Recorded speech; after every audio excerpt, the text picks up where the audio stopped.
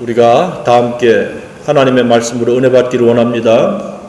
오늘 함께 은혜 받고자 하는 제목은 무엇보다 마음을 지키라.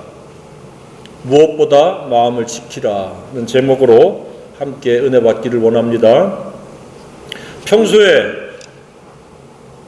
무엇에 민감하고 예민합니까? 다른 사람이 알 수도 있고 모를 수도 있습니다. 그리고 개인적으로 차이가 있을 수 있습니다. 나는 이 부분은 상당히 예민하고 민감한 편이다. 그 중에서 두드러진 것이 있다면 화를 잘 내는 예민한 사람이 있습니다. 평소에 화를 잘 냅니까? 아니면 이따금씩 내는데 크게 냅니까? 아니면 화 내본 적이 별로 없습니까? 화를 별로 내본 적이 없는 부류에 속하면 참 좋겠습니다. 사람마다 차이가 있습니다. 자, 그 원인을 알고 있습니까? 왜 화를 사람들이 낼까요? 또 우리 자신이 왜 화를 낼까요? 가장 두드러진 게 기분이 나쁘면 화가 나죠. 누군가가 기분을 불쾌하게 하고 내 기분을 아주 망가뜨리면, 나쁘게 하면 화가 납니다. 또 누군가가 내가 듣고 싶지 않은 말을 해가지고 마음에 상처가 되는 말을 할 때 속에서 끓어오릅니다. 그것을 상처받았다고 이렇게 이야기를 합니다. 모든 사람이 공통적이겠지만 무시당하고 또 외면당하고 거부당하고 업신여김 당할 때 사람들은 예민해져서 화를 냅니다. 그렇죠? 나보다 연장자거나 화를 내봤자 어떻게 할 수 없으면 집에 돌아가서라도 씩씩거리고 화를 냅니다. 그러본 적 있습니까? 사람은 업신여김을 당하는 것이 굉장히 자존감을 건드립니다. 아주 가끔은 옳은 것이 무시되기 때문에 화가 나는 의분이 있습니다. 그래서 우리가 살아가는데 의분 외에는 화를 내지 않는 그런 유형의 사람이 되었으면 참 좋겠습니다. 그래서 이 자존감에 대해서 좀 둔감했으면 좋겠습니다. 자존감이 예민할수록 화를 빈번하게 내고 크게 낼 가능성이 매우 높습니다. 성내는 것은 이처럼 자존감, 자기라고 하는 것에 민감하다는 반증입니다. 내 자아에 대해서는 부인되어졌기 때문에, 십자가를 지고 가기 때문에 둔감해야 마땅합니다. 충분히 화날 만한 상황인데 화를 내지 않는다. 그는 이미 자기를 부인하고 자기 십자가를 지고 가고 있다는 표식입니다. 저와 여러분이 그런 사람이기를 원합니다. 성내는 것은 자아에 민감한 것이요 혈기라고 이야기를 합니다. 내 속에 꽁꽁 숨겨진 혈기가 발동하는 겁니다. 나이도 남녀 성별도 직업도 무관합니다.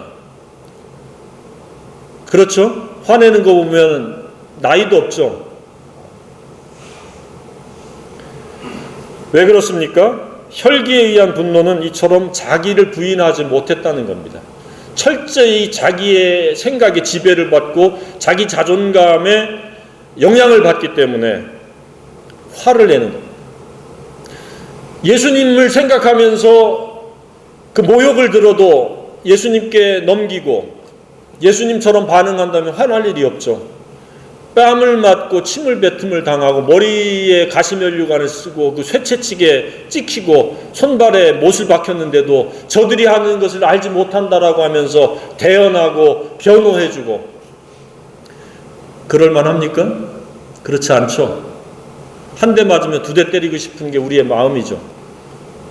상대가 100데시벨로 소리치면 200데시벨로 고함 치고 싶은 게 우리의 사람의 마음입니다.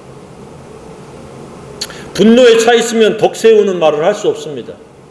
모세가 화가 머리끝까지 나가지고 망령된 말을 해서 하나님의 거룩함을 나타내지 못한 거로 가나안 땅 직전에서 그는 중단되어지는 그런 비참한 결말을 맺었습니다.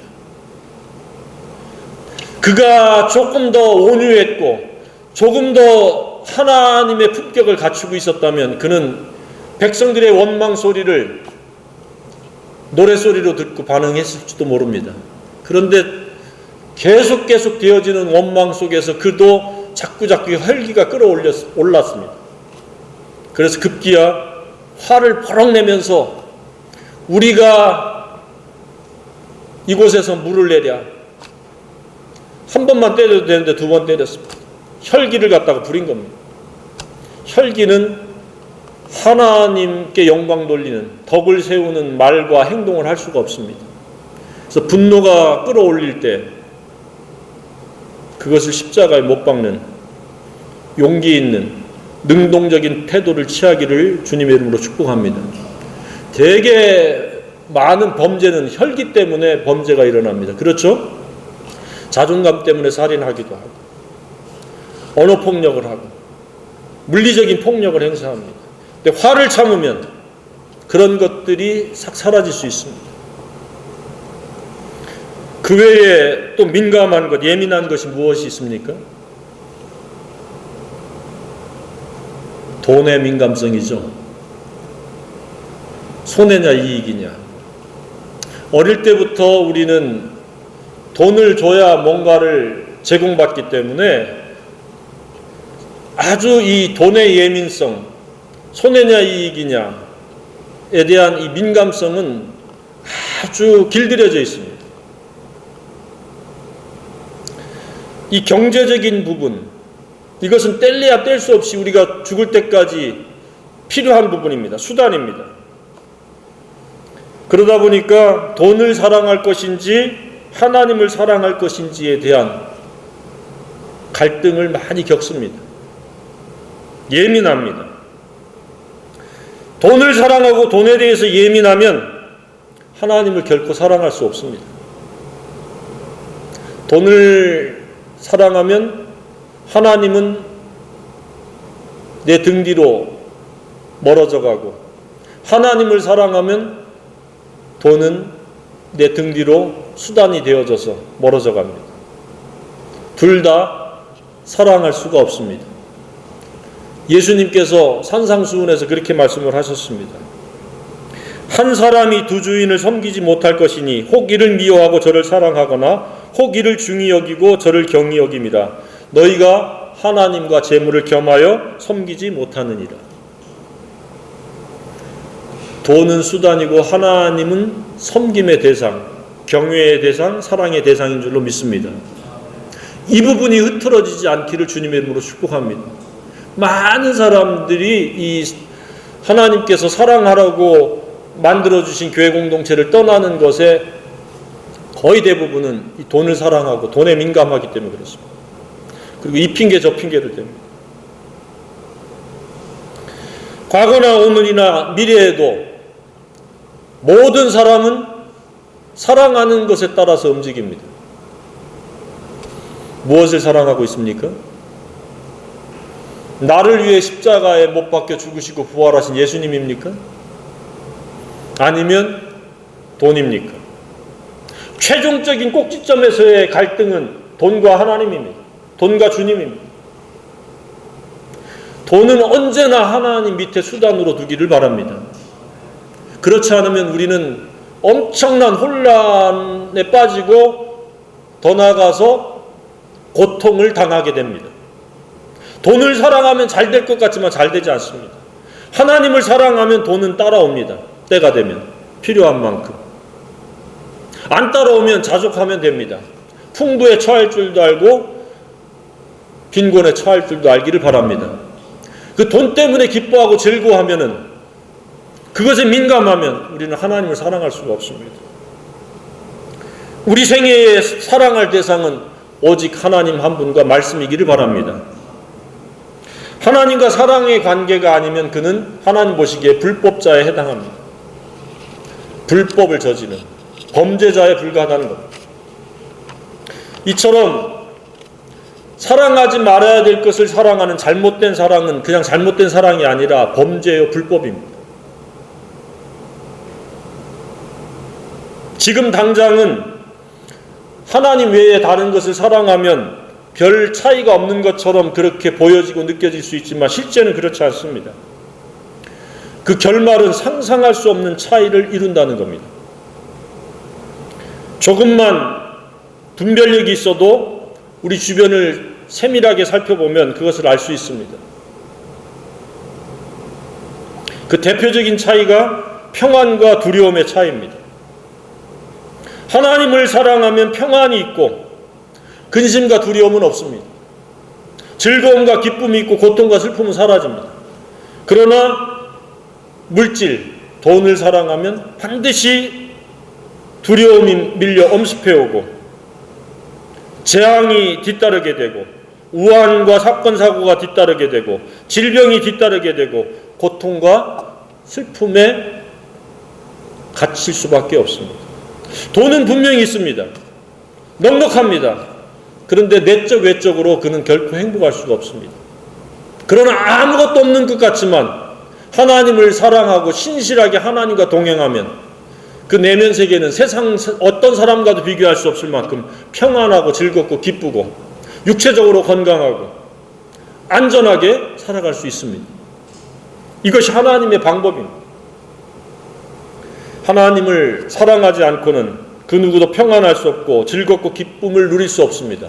영락을 맛볼 수가 없습니다. 사람의 즐거움은 세 가지가 있다고 말씀을 드렸죠. 육체의 즐거움인 육락이 있고 정신세계의 즐거움인 혼락이 있고 영적인 즐거움인 영락이 있습니다. 영락에 의해서 혼과 육의 즐거움까지 곁들여지는 그런 생애가 되기를 바랍니다. 영락이 없는 혼락과 육락은 그렇게 길게 하나님께서 즐길 수 있게 허락해 주지 않습니다. 반드시 우울 모드로 빠지게 됩니다. 슬픔으로 갇히게 만듭니다. 그러다 보니까 사람들이 불안하고 두려움이 찾아오고 곤고와 슬픔, 우울과 아무 낙이 없는 상태가 되어지니까 변태적이 되어지고 사람에게 집착하게 되고 무언가에 집착하게 되는 겁니다. 취미 오락이라고 하는 그러한 그 합리화를 시키면서 그것에 집착하다 그것에 몰락해버린 겁니다. 영락을 통해서 우리 영혼이 채워지지 않으면 혼과 육의 즐거움으로는 채울 수가 없습니다. 우리는 영적인 피조물입니다. 하나님과 사랑이 있는 생애, 하나님과 동행하는 생애가 되기를 바랍니다. 그 다음에 또 민감한 게 있습니다. 무엇이 있습니까? 사람들이 일평생 돈을 벌어서 모아놨다가 어디다가 써요? 잃어버린 건강을 회복하겠다고 돈을 또 다 써버리고 죽어갑니다. 건강에 민감합니다. 그러다 보니까 다이어트도 하고 건강식품을 사 먹고 이러저러한 방법들을 정보를 수집해서 그것을 따라 해보기도 합니다. 또 어떤 사람은 소리내서 웃는 게 건강에 좋다고 또 억지로 웃음을 또 강요받기도 합니다. 손바닥을 치라, 무슨 이런 운동을 하라, 저런 운동을 해라. 그런데 성경은 그런 모든 것을 총망라해서 약간의 유익이 있다고 이렇게 말씀하고 있습니다. 그런 훈련은 아무리 많이 동원해도 약간의 미미하게 도움을 줄 뿐이라고 이렇게 말씀을 하고 있습니다. 건강에 예민한 것도 좋지만 우리가 진정 예민해야 될 것은 내 마음이 어떠한지에 대한 예민해야 됩니다. 민감해야 됩니다. 내 마음이, 내 영혼이 건강한가? 내 영혼이 지금 담대하고 극히 강한가? 그렇지 아니하니까. 내 마음이 무너지면 내 혼이 무너지고 내 육이 금방 무너집니다. 예외가 없습니다. 지식이, 노력이, 각오가 내 영혼을 튼튼히 뒷받침해 줄 수가 없습니다. 그런 것들은 먼지와 티끌과 같은 역할밖에 못합니다. 오히려 오늘 말씀이 바로 그렇습니다. 사람의 생명과 온 육체의 건강에 대한 근본적인 방법은 무엇이냐? 무엇보다 마음을 지키라는 겁니다. 마음을 잘 지키고 있습니까? 오늘 그 노하우를 충분히 터득하고 이해하기를 바랍니다. 건강은 지키고 싶다고 지켜지고 스스로 노력하고 잘 관리한다고 지켜지는 것이 아닙니다. 금년 안에 하나님의 은혜를 받아서 넉넉한 그런 건강한, 영혼은 즐겁고 육체는 건강한 그런 한 해가 되기를 바랍니다. 충분히 그렇게 될 수 있습니다. 그럼 첫 번째 무엇입니까? 무릇 지킬 만한 것보다 우리의 마음을 지켜야 된다는 겁니다. 자존심도 지켜야 되고 돈도 지켜야 되고 신체의 건강도 지켜야 되지만 그 무엇보다 마음을 지키라는 것입니다. 이것이 바뀌지 않으면 신체적인 건강, 정신적인 건강을 담보할 수 없다는 사실입니다. 최고의 면역력은 우리의 마음속에서 생성이 된다는 그런 의미입니다.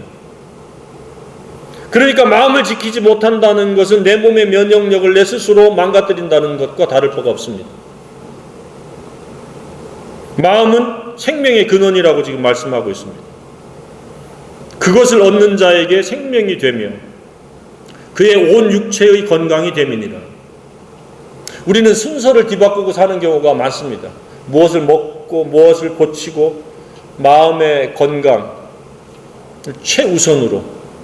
그래서 오늘 무릇 지킬 만한 것 중에 우리말로 직역을 하면 무엇보다도 더욱 내 마음을 지키라. 그러니까 이 세상에 내가 관심을 갖고 예민하게 대하는 것들이 많이 있지만 그런 무엇보다도 우리의 마음을 지키라는 이야기입니다. 잠언 17장 22절에도 그렇게 말씀하고 있습니다. 마음의 즐거움은 양약, 좋은 약이 되어도 심령의 근심은 뼈를 마르게 하느니라. 마음이 건강하지 못해서 스트레스 받으면 뼈를 마르게 한다. 뼈는 무엇이에요?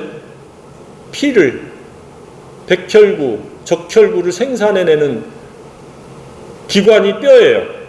뼈가 마르게 되면 면역력을 잃어버리는 거예요. 마음의 즐거움은 그냥 오는 것이 아니라 하나님을 사랑할 때 하나님께서 주시는 감정입니다. 영적인 겁니다. 그러니까 과거에 마음이 많이 아팠고 힘들었고 잘못되었으면 그 육체도 어느 순간에 그 내용적인 것을 고스란히 받아가지고 아프게 되어 있습니다. 그러니까 현재 아프다는 것은 내 과거에 내 마음이 건강하지 못했다, 평안하지 못했다, 즐겁지 못했다라고 하는 것을 스스로 표출하고 있는 겁니다. 그러면 지금 또 마음이 아프다 그러면 또 내일 모레 언젠가 또 아프게 된다는 겁니다. 그래서 오늘 우리가 우리 마음이 건강해야 됩니다. 마음을 지켜야 됩니다. 그러니까 기독교 신앙이란 무엇이에요? 마음을, 이 더러운 마음을 깨끗게 해서 새롭게 해서 건강하게 만들어서 온 육체의 건강까지 누리는, 그러니까 예수님의 오신 목적이 이루어지는 겁니다. 예수님이 오신 목적은 생명을 얻게 하고 더 풍성히 얻게 하려는 것이라고 요한복음 10장 9절 10절에 말씀하고 있습니다. 그러니까 영혼이 건강하고 육체까지 건강한 게 생명을 얻고 더 풍성히 얻는 것입니다. 물론 특별한 소수의 예외가 있습니다. 바울은 가시라고 하는 질병이 있었습니다. 그 질병이 없으면 사람이 교만해지고 하나님의 은혜를 벗어날까봐 하나님께서 그 은혜 안에 살도록 하기 위해서 가시라는 병을 허락했습니다. 그런데 그것은 일반적인 하나님의 방침은 아닙니다. 소수에 해당됩니다. 그리고 순교자들도 보면은 일찍 단명하잖아요. 그러면 그 사람은 축복받지 못한 것이냐? 그렇지가 않습니다. 어떻게 단명하느냐에 따라서 그게 재앙이냐 축복이냐 나뉘게 됩니다. 복음을 위해서 일찍 죽는 것은 축복입니다. 그런데 범죄에서 재앙으로 일찍 죽는 것은 저주입니다. 저주. 자, 우리가 잘 알고 있는 암도 여러 가지 원인이 있겠지만 가장 큰 원인은 마음의 스트레스라고 합니다. 마음의 프레스를 받아서 눌려서 그것이 면역력을 점점 고갈시키고 갉아먹어서 암세포에게 건강한 세포가 먹히는 것이 암입니다. 건강하게 살고 싶습니까? 또 건강하게 살아야 됩니다. 하나님의 백성들은. 그러려면 무엇보다도 마음을 지키기를 바랍니다. 마음을 지켜야 됩니다. 그러면 우리의 즐거움, 영락이 최고의 면역력이 되어서 우리의 육체의 건강까지 뒷받침해 줄 줄로 확신합니다.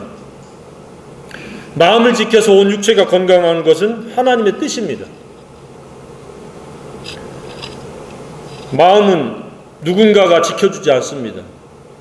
중보기도를 해줘도 일부분에 해당되는 것이지 본질적으로 그 마음까지 지켜주는 역할을 할 수 없습니다. 마음은 우리 각자가 스스로 지켜야 됩니다.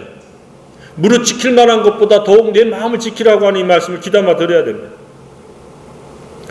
다른 무엇보다도 우선 마음을 지켜야 됩니다.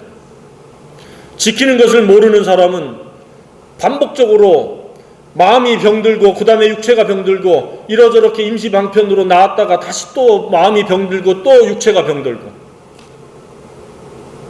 알아도 또 방임하고 무관심하면 그 결과는 혼의 아픔을 거쳐 정신세계가 망가지고 온 육체의 기능이 면역력이 떨어져서 육체가 어디 한 군데 아프고 다치게 돼 있습니다. 물론 약도 필요합니다. 그러나 근본적인 치료는 마음을 지키는 것입니다. 마음을 회복하는 겁니다. 그래서 정신건강이나 육체의 건강을 합하여 온 육체의 건강이라고 지금 수식을 붙여 말하는 겁니다. 그냥 육체의 건강이라고 안 하고 온 육체의 건강이 됩니다. 정신과 육체 혹은 몸이 아프다면 그 무엇보다도 먼저 마음을 살펴봐야 됩니다. 나의 마음은 건강한가? 그러면 건강하지 못하면 언제 무엇 때문에 내 마음이 아프고 힘들고 스트레스를 받았고 상처를 받았는가? 이것은 매우 중요한 치유와 회복의 불변의 원칙입니다.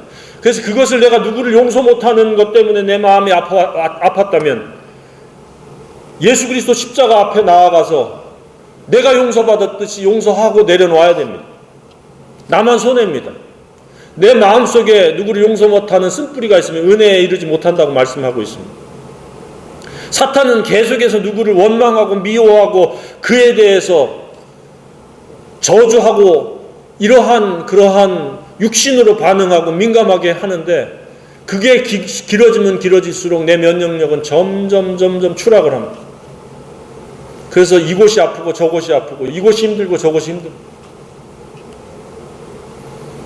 마음을 지킴으로 내적 치유가 있기를 주님의 이름으로 축복합니다. 사람들은 아픕니다. 힘듭니다. 근데 그것은 자기가 끌어들인 겁니다. 제로로 놓으면 됩니다. 이 사람이 아니면 안 돼. 이것이 아니면 안 돼라고 자기가 우상을 만들어 놨기 때문에 그 우상이 파괴되니까 그것에 연연하다가 아파하는 겁니다. 항상 내게 지금 현재 있는 모든 것이 내게 족하다. 하나님의 은혜라고 하는 고백이 있기를 바랍니다. 이게 건강한 마음입니다. 이건 꼭 있어야 돼. 이건 내가 용서할 수 없어. 내가 다 주인이 돼서 내 자아가 민감하게 반응하게 되면 그것은 결국 치명적으로 자기가 자기를 찌르는 겁니다. 자, 마음을 어떻게 지킬 수 있어요? 오늘 본문에 보면 4장 전체가 마음을 지키는 법이에요. 1절에 보면은 교훈이라고 말씀하고 있습니다. 하나님의 말씀. 내 아들들아 아비의 훈계를 들으며 명철을 얻게 주의하라. 내가 선한 도리로 너에게 전하였느니 내 법을 떠나지 마라. 똑같은 말을 반복해서 훈계, 명철, 선한 도리, 법, 교훈 이렇게 이야기를 하고 있잖아요. 그러니까 하나님의 모든 교훈을 듣고 받음으로 마음을 지키라는 겁니다. 4장 1절에. 하나님의 말씀은 선한 교리라는 겁니다. 내가 내 마음속에 확립해야 될 기둥과 같다는 겁니다. 말씀이 지혜와 명철의 마음을 이루게 한다는 것이고 말씀을 사랑하라고 6절에서는 말씀하고 있죠. 지혜를 버리지 말라. 그가 너를 보호하리니 그를 사랑하라. 지혜, 하나님 말씀을 사랑하라는 겁니다. 지혜라는 말은 삶을 잘 살아가는 기술입니다.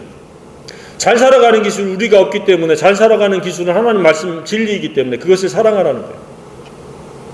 지혜가 제일이니 지혜를 얻으라. 잘 사는 방법이 가장 중요하다. 제일이다. 사람들이 잘 사는 방법을 모르니까 병도 들고 낙심도 하고 아프고 힘들고 불안하고 두렵고. 잘 사는 사람은 그런 것에서 초월합니다. 그게 삶의 기술입니다. 동일한 단어를 반복적으로 지금 이런 모양 저런 모양 이런 단어 저런 단어로 지금 사용하고 있습니다. 그것을 어떻게 하라고 그랬어요? 사랑하고 조금 단계를 높여서 그것을 품어라 그랬습니다. 8절에 그를 품으라. 사랑하는 사람끼리 포옹하고 허그하잖아요. 그렇게 포옹하라. 뭘? 진리를 품어라. 6절에 3장 3절에서는 앞으로 넘어가서 3장 3절에서는 인자와 진리가 내게서 떠나지 말게 하고 그것을 내 목에 매며 네 마음판에 새기라. 이제 품는 데서 한 단계 더 업그레이드 돼서 마음에 새기라 그랬어요. 새기라. 그랬을 때 4장 17, 18절 의인의 길은 돋는 햇살 같아서 크게 빛나 한낮의 광명에 이르거니와 악인의 길은 어둠 같아서 그가 걸려 넘어져도 그것이 무엇인지 깨닫지 못한. 삶의 기술, 지혜가 있으니까 빛 가운데 가는 거예요. 방황하거나 걸려 넘어질 일이 없다는 거예요. 요약하면 바로 20절로 23절입니다. 내 아들아 내 말에 어떻게 하라?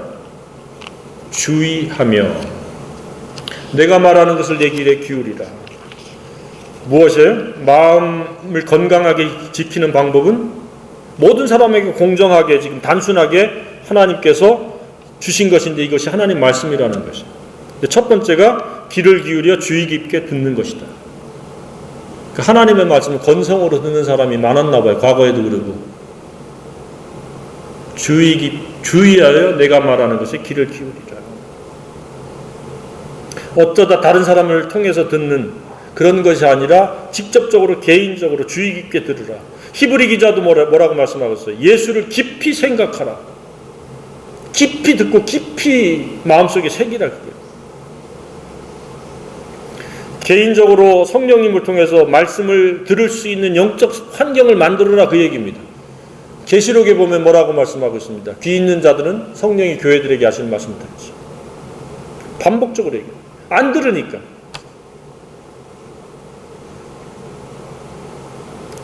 이처럼 건강한 마음과 거룩한 영성은 성령의 음성을 잘 듣는 것에서 시작됩니다. 두 번째는 뭐예요? 그것을 내 눈에서 떠나게 하지 말며 내 마음속에 지키라.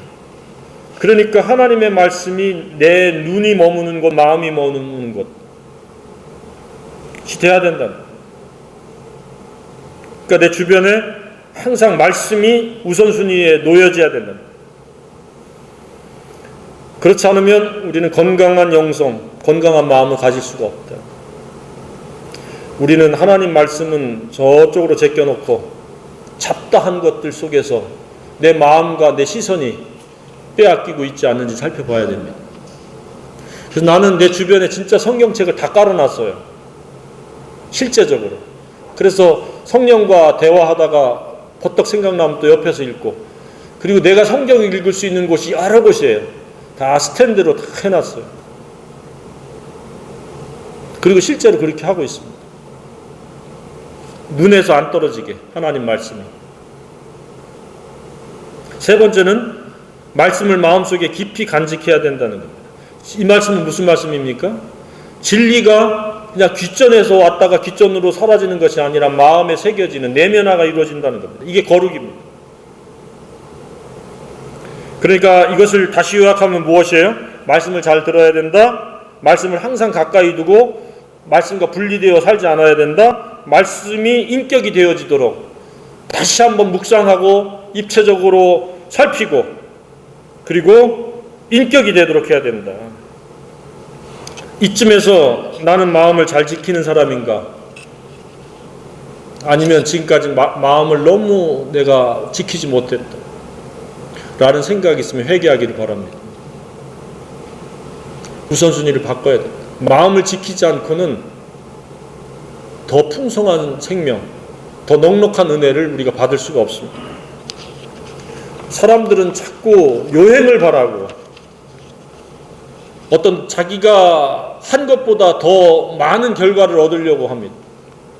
그러면서 하나님 말씀을 등한히 합니다. 그러니 번번이 시행착오요 좋은 결과를, 그 좋은 은혜를 누릴 수가 없습니다.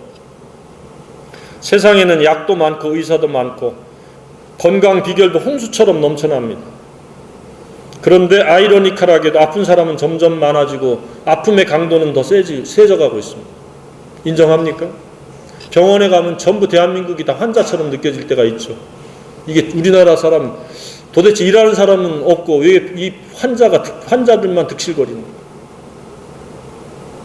대부분의 사람들은 이처럼 욕심을 심고 나쁜 마음으로, 건강하지 못한 마음으로 살아가기 때문에 그 과정은 불행이요 결과는 비참함입니다. 그러다가 안 되면 임시방편이나 약간의 노력으로 뭔가를 반전을 꾀하지만 안 됩니다. 회개하고 내가 마음이 악하고 더럽고 마음이 문드러졌었음을 하나님 앞에 아뢰면서 불쌍히 여겨달라고 하나님 앞에 간구할 때 하나님께서 하나님의 말씀을 보내셔서 우리를 위경에서 건지는 줄로 믿습니다. 위험한 지경에서 건진 자, 그 얘기입니다. 병든 몸과 마음은 오직 예수 그리스도 십자가의 죽으심과 부활을 믿는 것과 말씀 되신 예수님을 가까이 하고 그 말씀을 듣고 그 말씀을 마음에 새기고 그것이 인격이 되어서 그것으로 순종되어질 때 내적 치유, 외적 회복이 있는 줄로 확신합니다. 하나님의 말씀을 마음에 두는 것, 그것은 하나님을 사랑하는 것이요 하나님을 경외하는 가장 구체적인, 가장 정확한 표식입니다. 말로만 하나님 사랑한다고 하면은 소용없습니다. 이 말씀은 우리 영혼의 건강이요 육체의 건강이요 최고의 면역제입니다. 3장 8절에 뭐라고 말씀하고 있습니까? 이것이 내 몸의 양약이 되어 내 골수를 윤택하게 하리라. 무엇이요? 하나님의 말씀, 하나님을 사랑하고 경외할 때 이것이 내 몸의 양약이 되어 내 골수를 윤택하게 하리라. 가장 건강한 적혈구와 백혈구를 생산해내는 겁니다.